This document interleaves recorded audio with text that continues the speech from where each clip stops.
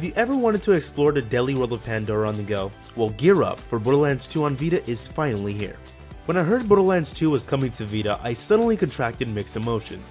On one hand, I really wanted this to happen, but on the other, I thought there was no way. I mean, it's a pretty big game. But after cutting a few edges, Gearbox successfully ported one of last year's greatest games.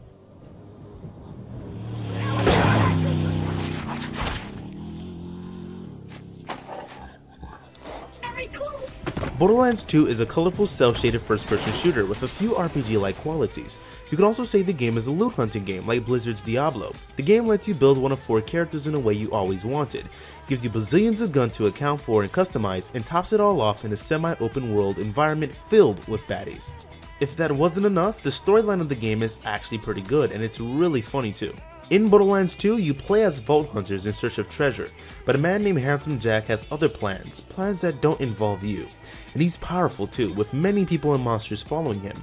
Long story short, let's just say there's a lot to kill in this game. But enough of that, how does such a big game hold up on the PlayStation Vita? Here! Take this Echo communicator that I totally didn't loot from one of these corpses. It comes with a Class 12 heads-up display. As we all may know by now, the Vita is not as powerful as its PS3 counterpart.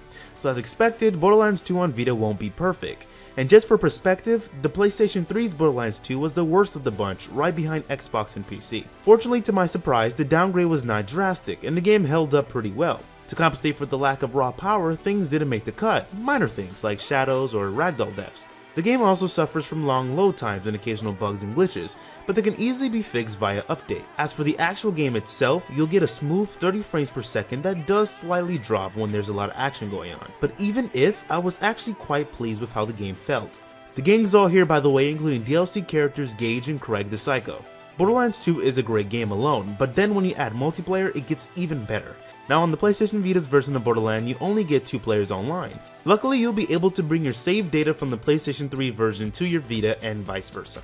Environments and character models are surprisingly detailed. Sure, it's not as good as the consoles, but for a handheld, it's pretty sweet. You do get a lot of noticeable texture and object pop-ins though, but it's not all that bad. And as mentioned before, enemies don't fall on the floor, instead they explode. But quite frankly, it all blows past your head when you realize you're playing a full-on game on the go.